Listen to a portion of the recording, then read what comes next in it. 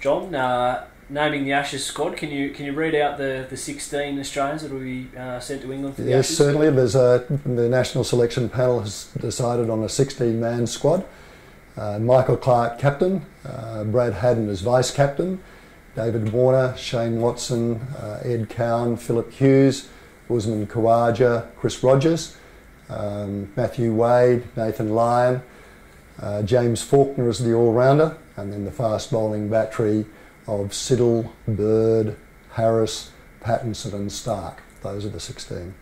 You've mentioned a couple of new names there, Faulkner and Rogers. Faulkner at the other end of the spectrum, a young guy coming in, getting a great opportunity, and Rogers a seasoned campaigner getting another go. Yes, you're quite right, each at the end of the age spectrum there. James Faulkner has impressed over the last 2 or 3 seasons. He came into the Australian ODI side and having played some T20 international before and is impressed greatly as an all-rounder, a bowling all-rounder.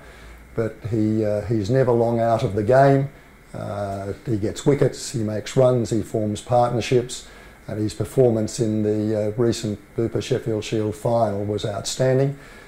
He's a player of the future, and he really has impressed in international colours before. And then Chris Rogers, he's been a prolific run scorer over many, many years, both in Australia and in England. He's played many seasons in England. And I think over the last 4 seasons there, he's scored over 5,000 runs at an average of over 52, including 17 centuries. So he knows the England scene very, very well. And he's come into the squad at the exclusion of Steve Smith, who was our sort of spin bowling batting specialist in India. Steve was very unlucky not to get selection, and he's certainly a player of the future as well. Does that mean Rogers automatically comes into the Australian batting lineup somewhere, or will he have to earn his stripes? He's one of 7 batsmen, so that's as far as we've got at this stage. It's very likely that we'll play 6 batsmen, a keeper and 4 bowlers in England. Shane Watson has begun bowling in the IPL, so we're counting on him as being as an all-rounder. But Chris is one of 7 batsmen, and it's likely that we'll be playing 6, and we'll see what those 6 are at a later stage. The Ashes, I mean, the first test I think is, I think it's 11 weeks till the start, so there's a lot of water to go under the bridge before then. Now you've mentioned Haddin there as the new vice captain. What's the selection panel theory behind that? And does that mean that Matthew Wade is going to be relegated to secondary keeper now? Yeah, look, for a long time we've been saying that Matthew Wade and Brad Haddin we consider as the best 2 wicketkeeper batsmen in Australia. Over the last month or so, the national selection panel has been of the view that it's the Ashes test that Brad Haddin would be the keeper. His glove work is very good, his batting form is very good, and of course in the last 2 Ashes series he's done particularly well. And we feel that with the importance of the Ashes and the pressure that will be on, an experienced hand with the gloves on would be very good. Matthew Wade, 10 years younger than Brad. He's a very good cricketer and a player of the future. And I spoke with Matt today, and we regard him very highly, but we think Brad Haddin is the wicketkeeper batsman for the Ashes series. And obviously it was the decision around the vice-captaincy made after Shane notified you of his resignation? Yes, it was. The decision for the wicket-keeper, that was drifting very strongly that way before we knew of Shane's decision to stand down. And with Shane standing down, the national selection panel were unanimous in thinking that Brad was the obvious one to be vice-captain. His experience will be invaluable.